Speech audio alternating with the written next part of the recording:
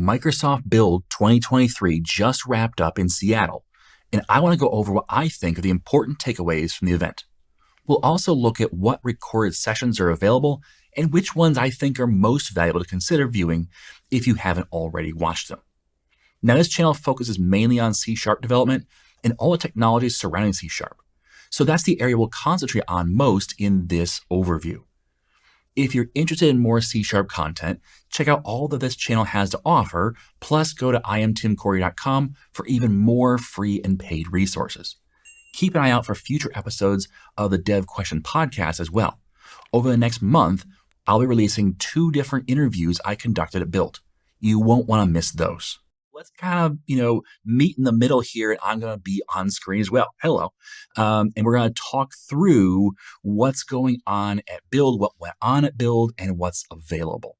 So let's start with where you can find more information about what happened at Build. And that's you go to build.microsoft.com, which I have on the screen right now. These sessions, there's a lot of sessions that are available for you to view later. So you can actually watch most of the Build content for free, which is awesome. It's great. There's some really great sessions I want to kind of point you to as we talk through what was announced, what was gone over, and those kind of things. Now, I've already covered a bit of that when I had on the Dev Question video this past week, where I covered kind of the keynote and what they're talking about and kind of the big focus for the conference. But we're going to dive even deeper into especially, again, the .NET C# Visual Studio side of things, as well as kind of the broader picture of what Microsoft is doing, where they're going, and what we should look out for as developers. So on the Build website, we're going to go to Sessions, where I use this kind of as a way to kind of filter through or look through the different areas that Microsoft covered, the things they covered, and how we can kind of look back and see if you missed a session or two, or if you missed all of them, which ones are kind of important to see. So let's also use this kind of a way to talk through the various announcements. So first off, what we're going to do is we're going to refine the results right here to say, I want on-demand results. And that will cut us down to a measly 211 sessions you can watch online if you want to. Now, here's my recommendation for training in general. And that is, there's an overwhelming amount of stuff out there. There's an overwhelming amount of training out there available. I mean, just from my channel, I have, I think, 3 full courses, over 500 videos for you to consume. And you know what? Most of them are still relevant, even though some of them were recorded 5+ years ago, because a lot of the technologies hasn't changed that much.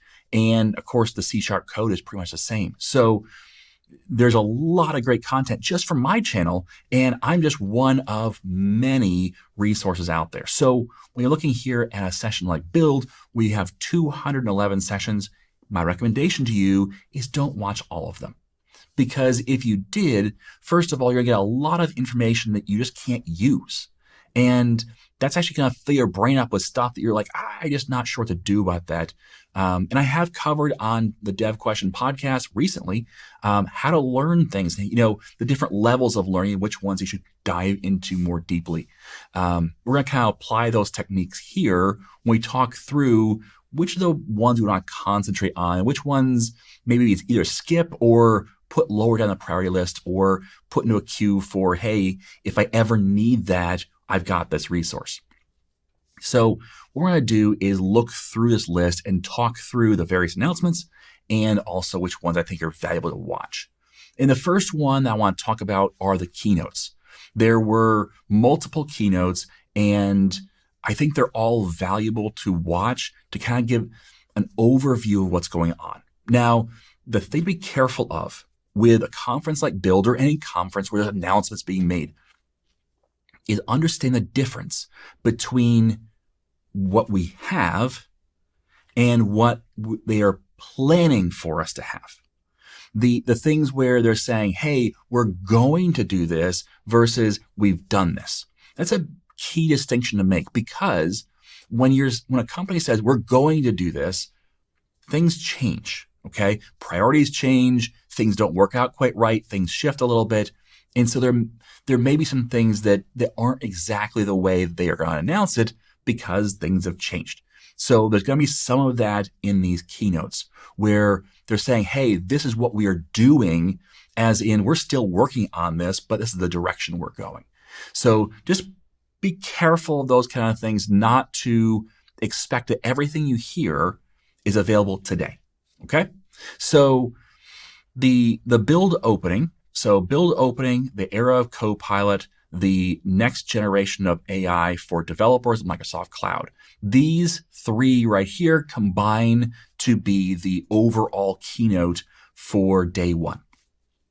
So if you notice, this is actually on Tuesday. We can select Tuesday. These three right here are the first 3 time slots, and that's where everybody's in the same room together. It's a huge room, and they're talking about kind of the direction of where Microsoft is going in general when it comes to development and kind of more specifically developers. Okay, so this build was mainly focused on AI. And you've probably heard a ton about AI. And there's kind of even some jokes around, well, what they talk about? AI. Every session was AI. Well, it wasn't, but it felt that way to an extent because especially in the first opening keynote, that was a lot of what they talked about. Microsoft has bet big on AI. In fact, when their CEO came on board, now 6-7 years ago, however long it was, it's been a while.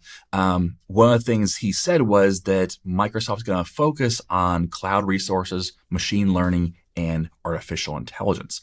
And this is the kind of payoff of that, where Azure right now powers a ton of AI.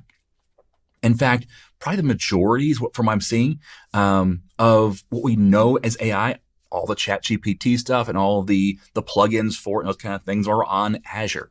And that's kind of the backbone for a lot of AI in the current market space as well as what's coming soon. So he talked a lot about that. And the AI in different platforms. So AI in Windows, AI in Bing, AI in Office, AI in the Power Platform, and of course, AI in the developer space, especially with Copilot, which GitHub Copilot is a really great tool. I've already done one video on Copilot. We're going to do a video soon on Copilot X. Some really great stuff that can do.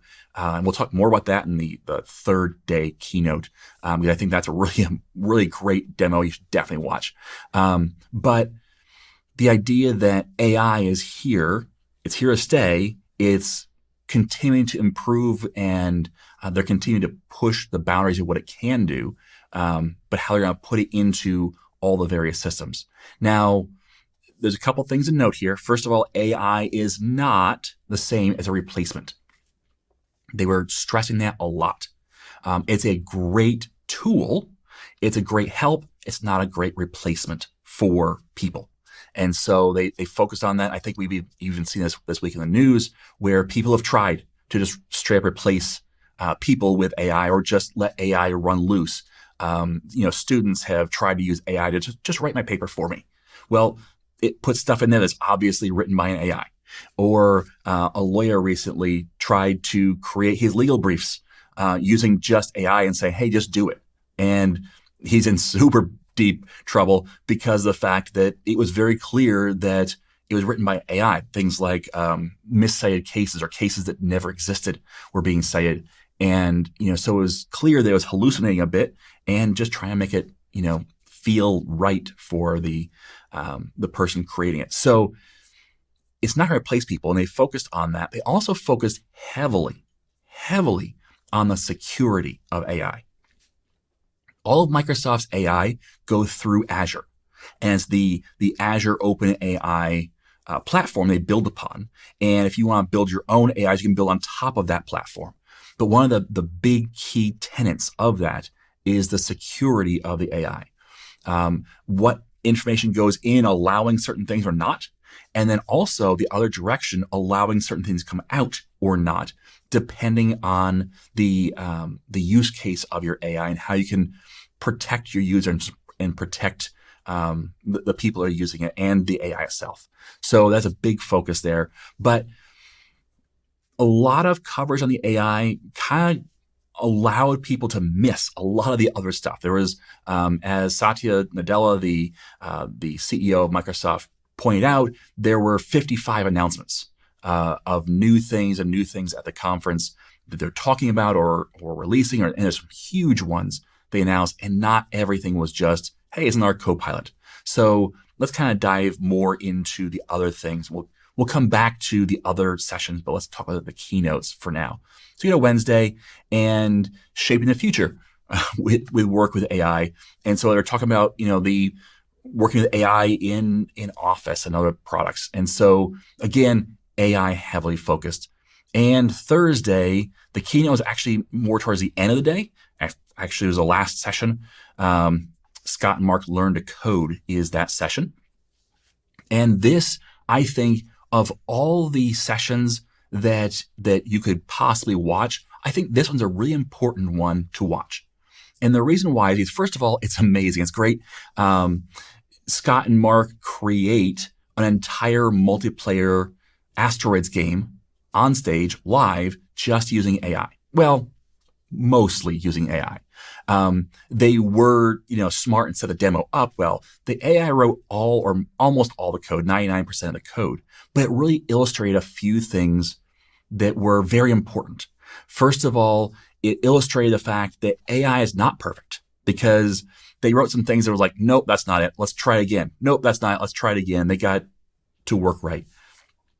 They asked it for an image with a transparent background.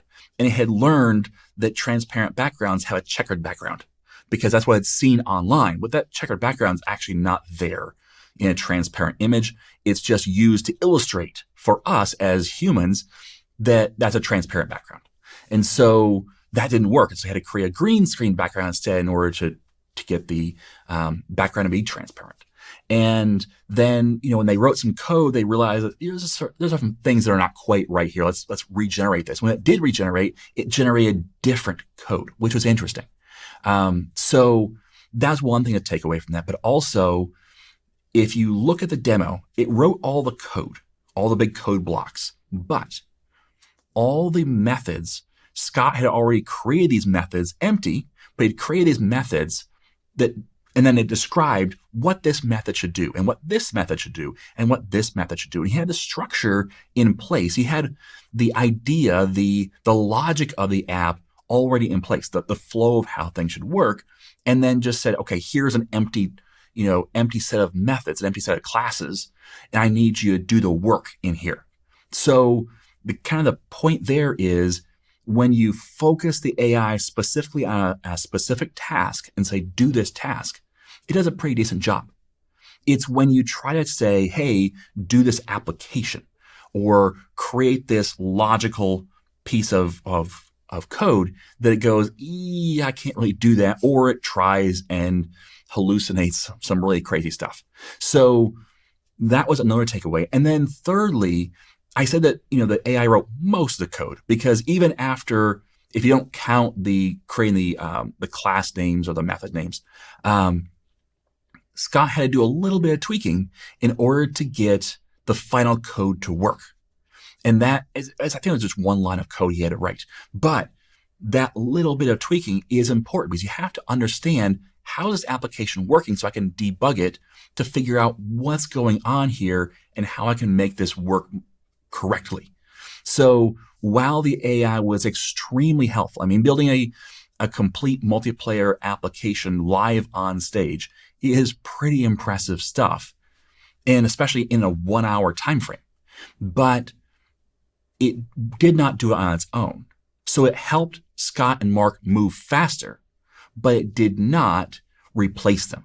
They were definitely needed, and they needed to be in the driver's seat in order to be successful at this task. And that's important. So that's a really cool demo that'll watch. The source code's out now on GitHub, so you can actually check it out and see how it did it.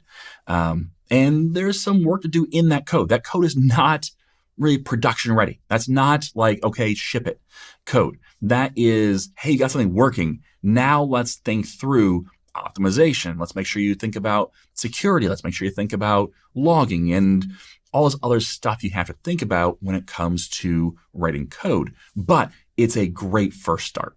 Okay, so that was really cool. So the focus of these keynotes, these 3 days of keynotes, AI everywhere, GitHub Copilot, Copilot X was on display. I've been using Copilot X for a little while now.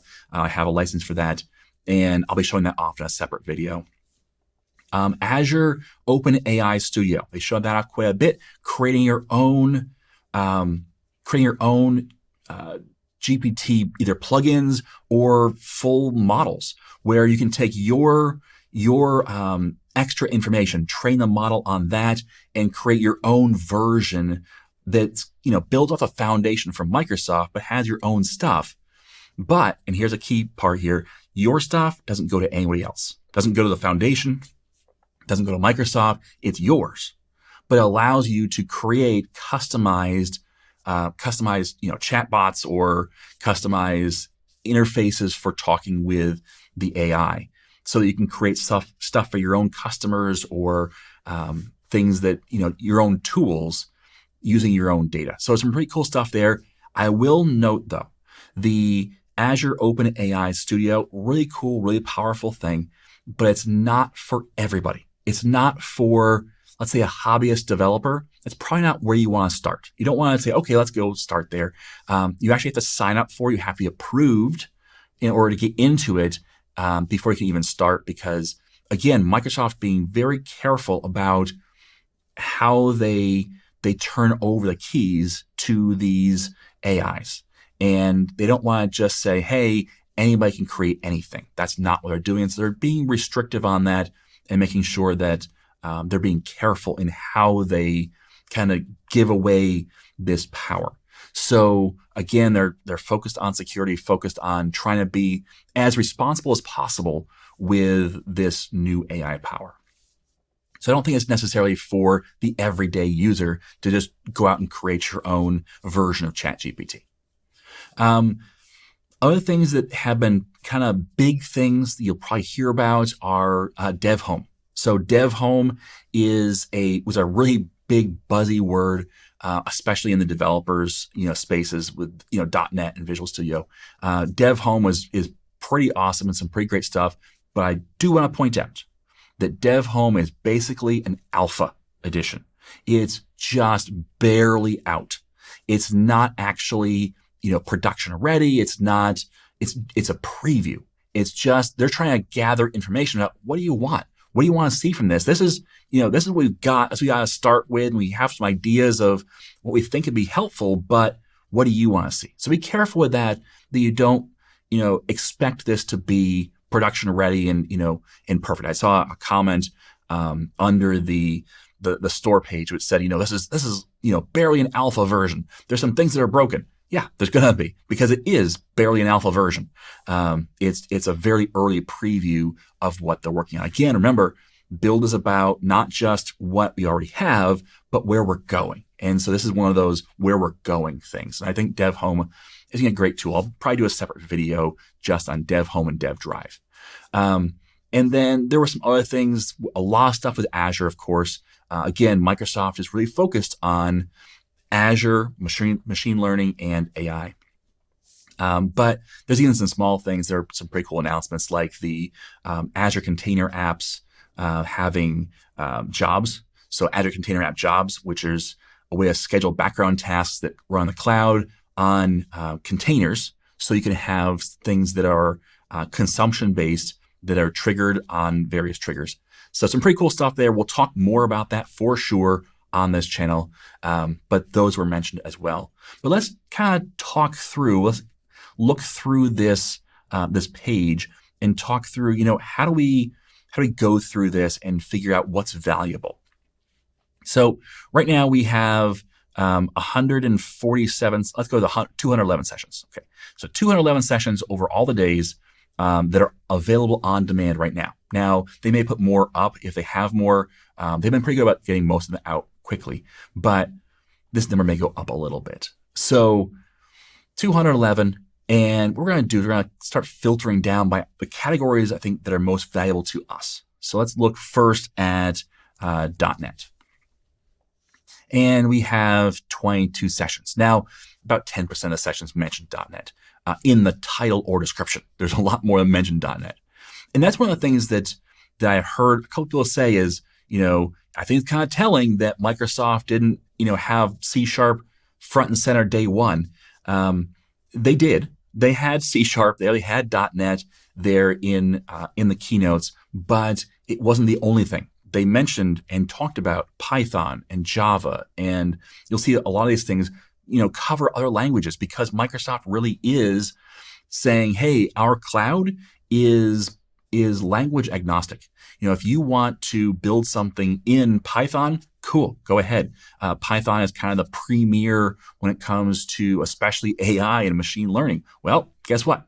They support Python, and you can create your own Python scripts to, work inside a machine learning environment.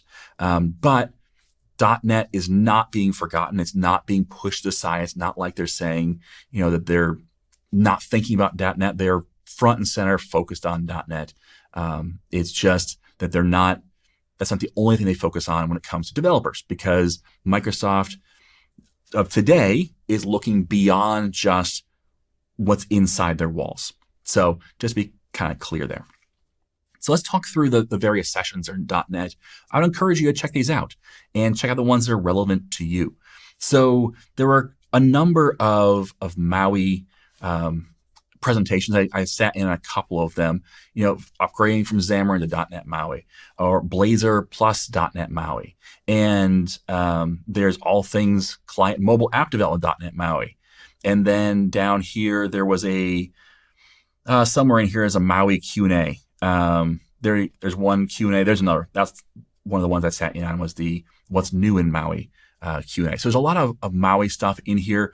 The big takeaway, I sat on the Q&A session. One of the big takeaways was that .NET 8, which again, just to be clear, I've had people ask me, hey, can you do a video on .NET 8? Not yet. No, because even Microsoft is saying we're thinking, we're hoping, we're trying when it comes to .NET 8 because they're not done with .NET 8. .NET 8 launches in November. So November of 2023 is when .NET 8 comes out. So they say a long way to go and a lot of work to be done yet to get the things in .NET 8. However, when it comes to MAUI, the big focus for .NET 8, the things they've already done that they're working on, finalizing and doing more of, is a lot of performance improvements, a lot of stability improvements. They're working on getting rid of memory leaks. They're doing a lot of work to make sure that MAUI is, polished. And that's one of the things that they kind of got beat up for a little bit with the launch of MAUI. MAUI's been out for about a year now. And originally, MAUI was supposed to come out with .NET 6, and they had to push it off because of the fact that they just didn't have time, nor did they have the team size necessary to really get all this work done. They were dependent on the changes that came in .NET 6 in order to build their own products, but the products for .NET 6 weren't out yet until near November, and so you can't really make changes. It was a hard problem to fix, and so what they did is kind of push it off until the middle of the year. So it was May of last year, I believe it was, around build time, when they actually brought .NET MAUI in and put it back into .NET 6. So they've had MAUI out now for about a year. So they're still kind of getting that stability back. So they had Xamarin, they had some stability, but they were kind of changing everything when it came to moving to .NET MAUI. And now they're bringing that stability back and trying to really make sure that the product is rock solid, that they have the tooling necessary, that they have the performance necessary, they have the memory leaks taken care of, so that it can really be the choice that is a logical choice to go to when it comes to mobile development and also desktop development, cross. So you want both mobile and desktop. That's kind of the tooling they wanted you to go towards. And so really trying hard to put the effort in to get there. So a lot of .NET MAUI stuff. There was a lot of talks as well about .NET 8. And again, I want you to take everything you see with a grain of salt, because these are all really cool stuff, and it's really cool to see. And I think that it's important to see because you can give some feedback and give some, commentary back to the developers saying, hey, I like this, I don't like this. Have you thought about this? Because that kind of interaction really helps the developers figure out what should be in .NET 8, what shouldn't be, what should be tweaked. And you have to remember that the people who build .NET are people. They're real people. They're not just this corporate face. They're not just, an army of drones. They are actual people who have to make actual decisions based upon the information they're given. And so when it comes to these things, they have to figure out what's best and how to do that. And I had a number of conversations with the different developers at Microsoft, and that was kind of a theme among a number of people is they're trying to figure out, what do you really want? What are the things that are important? What are the things that are, the biggest roadblocks that we could help figure out and fix? So giving that feedback early by looking at these early things and saying, hey, this is what I like and don't like, that's important. But don't start making applications thinking they're production ready. They're not. So kind of hold off on building real applications with .NET 8 yet, but definitely check out some of the cool stuff they're doing with .NET 8. Blazor, it's a big deal. I haven't got to see this particular session yet. I have seen a previous one Dana Roth did at the MVP conference, which is kind of like a sneak preview of the stuff it built. But there's some really cool stuff coming on Blazor, and the way that they're rethinking how Blazor works and how the different ways they can kind of integrate Blazor together. They have called it Blazor United. And that was kind of like the developer name for it, which developer names can be cool, but they're often shot down by the rest of Microsoft. And so right now, they're not going with the name Blazor United. They're just calling it Blazor. So take that what you will. Again, a lot changes over the course of a year. And so we're 6 months out still from .NET 8 release. They're still working on a lot of stuff and solidifying what's in here and what's not. So let's just be clear on this. Some really cool stuff with Blazor. I think that Blazor is going to take a massive leap forward in .NET 8. But don't start making apps based upon it yet, okay? So this is a great session if you are on .NET Framework or if you are on an older version of .NET Core. This is a great session for learning how to upgrade. What are the newest tools? Olia is great about creating these tools and kind of showing off how to use these tools to upgrade your experience, so you can kind of move your project forward. And they've done a lot of work to try and help you move forward as a developer. They're assistants. They're not doing it for you. You have to still do the work, and it's still going to be some work. But this allows you to do a lot of the stuff that maybe you don't know how to do. It's going to help you with, and then the things that okay, I need to fix these things. I'll kind of point those out, and then say, okay, go do that, and come back to me when you're done. So some great stuff there. If you're looking to upgrade or thinking about upgrade, that's a great session to check it out. There's some cool stuff with native AOT. That's going to be some impressive stuff. And I think that the performance in .NET continues to improve release after release after release. They keep pushing that envelope of what can be done. And so some cool stuff. Again, these are goals for .NET 8.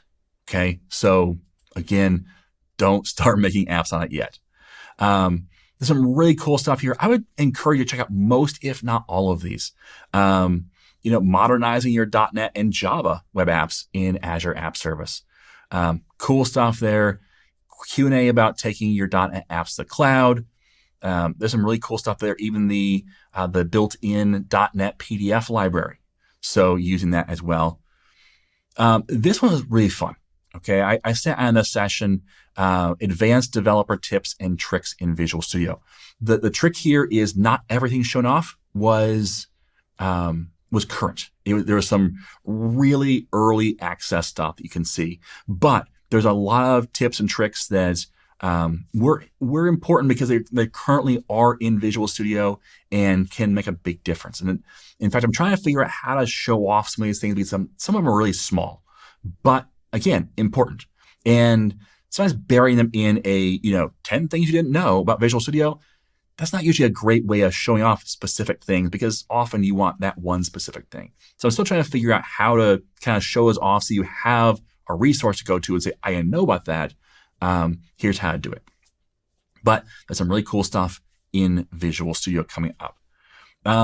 Again, Q&A on .NET Core and Blazor Future, some good stuff. Future of NuGet. These are some great sessions to talk about .NET and kind of understand where things are at. So if you kind of want to look forward a little bit and kind of understand where Microsoft is going so you can kind of figure out where you need to go, these are some great sessions in here, as well as there's some great sessions in here that cover, what currently is today and, how to use the stuff better.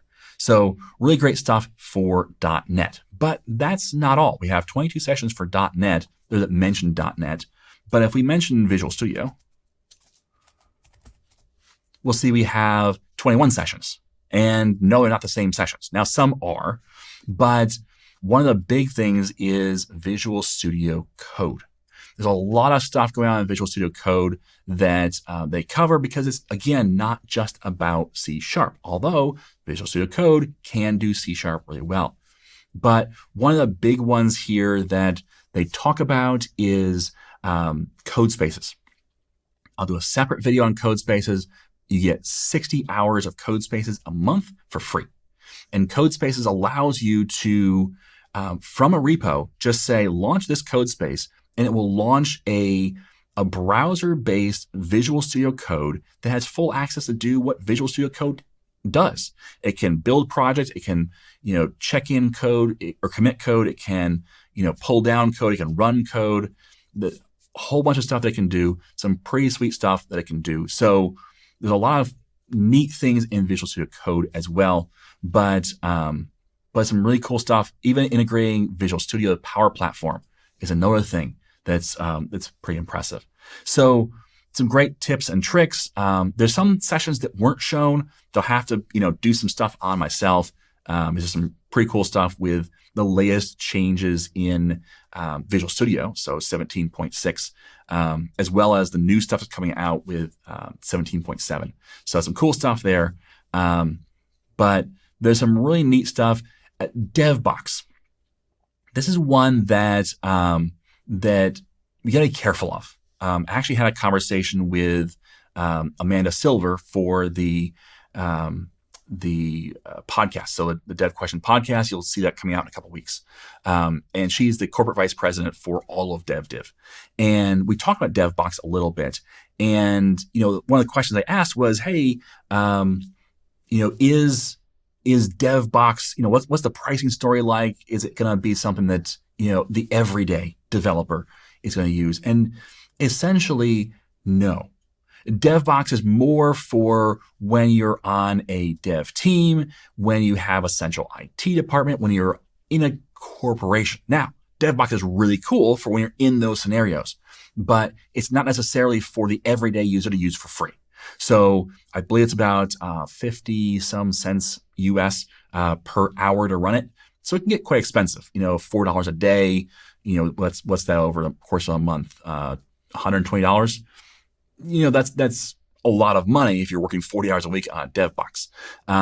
But there are alternatives. So just to be clear here, when you're looking at DevBox and going, oh, that's really cool, it's not really meant for non-enterprise environments.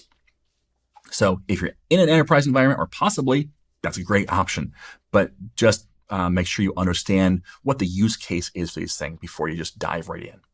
Okay, Kubernetes. There's a lot of stuff on Kubernetes, but quite frankly, I think at least when it comes to the everyday developer, the developer that is getting started, the developer who is building their own applications, or even a small to medium-sized shop that's starting to build enterprise-level applications, but maybe isn't a massive corporation, Kubernetes might not be the way to go anymore because the fact we have the Azure Container Services that really kind of take away a lot of the complexities of AKS, of Kubernetes, and they make it a lot simpler to do these things and allow us to do it at a scale to zero, they call it, where you can have basically resources on demand. So you only pay for what you need as opposed to paying all the time. And so, there's a lot of differences there. We're going to cover that in another video. Yes, I have mentioned a number of videos we have coming up. We got to cover. There's a lot of stuff we've got to go over, which is some really cool stuff when it comes to the development space for .NET developers especially. What's new in C# 12 and beyond? Some really cool stuff there. Again, anytime you get Mads in a room talking about what the new stuff is, there's going to be some fun stuff going on. So that's a fun session to watch and want to check out. But again, that's just coming up. That's what I'm thinking about. Not everything you see will necessarily make it into C# 12. So, and there's some other things here as well. Again, Maui Power Platform. This one is an interesting one. Again, anytime you see Kayla Cinnamon, whenever you see her doing some kind of session, check it out because she has some really cool stuff. She's working on Dev Home now. She previously worked on the terminal. Some really cool stuff. So this one covers Windows Subsystem for Linux, Windows Terminal, Power Toys, and more. So some really cool stuff for helping developers, not necessarily specific to .NET developers, but it's definitely really helpful for .NET developers. So some really cool stuff there. You'll definitely want to check out. I would encourage you to watch the new developer experiences in Windows. So, and then again, getting started with generative AI using Open AI Service. That again is something where cool stuff. Check it out if you want, but it's probably more for a person who already knows they need to create something with an AI model and can invest in that a little bit more than just a hobbyist can. So just to kind of make sure we set some expectations there. Okay, go back to the top here. Let's change our search again. I just want to show this off. I'm not going to go into this. But if you mention Azure, of the 211 sessions that are pre-recorded or recorded, we have 99 mentioning Azure. So almost half mention Azure. That's not an accident. Microsoft is focused on the Microsoft cloud. And as a Microsoft developer, as a .NET developer, that's a good thing, not a bad thing, because what they're doing in a lot of cases is they're adding more features and functionality. And at the same time, they are reducing costs. There's a lot of areas where they've reduced costs tremendously. Again, that scale to zero idea, where you can start for free and get started or for very, very little money. And then as your business takes off, let's say you create a little app that you think is going to be the next Facebook. So you try and make sure it's, as scalable as possible. But the reality is day one, your mom might join. Like that's kind of the level where you start, right? That's, you have to start with one person. And so when it's just mom, you don't have a big income stream. And so you don't want to pay for a lot of resources that you're not going to be using yet. But you want to be ready for when you get, on the front page of, Microsoft's home page or the CNET homepage or whatever, and, all this traffic comes in. And so that's where these scale to zero resources are really helpful because you start off with practically nothing or a zero bill. And then, as demand rises, so do these resources. They scale up and out so that you can scale up to the Facebook size or almost. I'm not sure if you can go to Facebook size. That's quite a bit. But you can get very, very large and, your bill goes with that, but that makes sense, right? Because if you're going to be serving 5 people and only paying for a little bit, a couple of pennies, well, then you're serving 5 million, you should probably be paying more. And that's where that idea comes in, where they've really reduced these bills because if you're not using it, then maybe you shouldn't pay for resources just to sit there. So some really cool stuff there. There's lots of stuff on Azure, Azure Dapper, different Dapper, by the way, DAPR, which is different than DAPPER. It's unfortunate naming, but really cool stuff. Azure Functions. We're going to cover Azure Functions soon. Again, another video, because there's some really cool stuff with Azure Functions in isolation and how you can actually with the latest isolated version of Azure Functions, we can actually run .NET Framework Azure Functions, which how many people need that? I'm not sure, but at the same time, it's now available to you, which is pretty cool because if you have code you just can't upgrade, you can still run it in a serverless type environment in the cloud. So cool stuff there. Let's just jump in a couple more to kind of, again, get an overview or idea. Copilot. Copilot is mentioned a lot. There's 16 sessions that talk about the era of Copilot, designing Copilot, extending Copilot. Again, the most out of Copilot, this is probably one of the more practical ones for right now, which is getting the most out of GitHub Copilot and how you can get more value out of it as a developer. Again, I'll have to say it, I'm going to do a video on it on how to get more out of your AI tools like Copilot. So there's a lot of stuff about Copilot. They're using the word Copilot for a lot of different tools. So it's not just the GitHub Copilot, which is for developers, not just .NET developers, although it works well for .NET developers. It's also for other types, JavaScript and Java and Python and all the rest. But there's other Copilots as well for the other tools. So cool stuff with Copilots. And then again, serverless. That's another buzzword, there's 6 sessions on it, because serverless is a big deal. This is one of the ways that they can kind of abstract away a lot of the complexities of trying to run your own server in the cloud and make this simpler for you and cheaper. So some cool stuff there. We're going to cover more of that on the channel, how to build them, how to scale them, how to deploy them, how to manage them, how to make sure that you get the most out of them for the least amount of money, and so many other things. So cool stuff here. There's so much more at Build, but that's kind of the overview of my thoughts. I took notes furiously. There's a lot of stuff, again, we're going to cover in additional videos with more kind of hands-on stuff. And I really like to see, a lot of this is theory. Anything to do with .NET 8 or C# 12 or, the future of DevHome or all these things are theory right now because they're still working on how to get this stuff done and they're not complete yet. And I don't like to just have theory. There's a time and place for it, but I also like to have, what's the right now I can do? What are the things that I can do out of this build? And that's one of the things that I want to make sure we focus on because as you come out of this, you can have, great feelings about, oh, the future's bright. There's a lot of stuff going on and all the rest, and not have anything change how you do your job today. And I don't want that. I want to make sure that you have things that you can, do right now to be a better developer, to develop things faster, to be more efficient, and to be more prepared to meet this future as it arrives. So we're going to do that over the course of a couple of months, probably, of different videos on the different topics that we're going to kind of dive deep into each one and understand how this thing works, how we can take advantage of it today, and what it means to the future as well. All right. So that's about it for Build. Thanks for watching here. I'll put myself full screen. Thanks for watching. And as always, I am Tim Corey.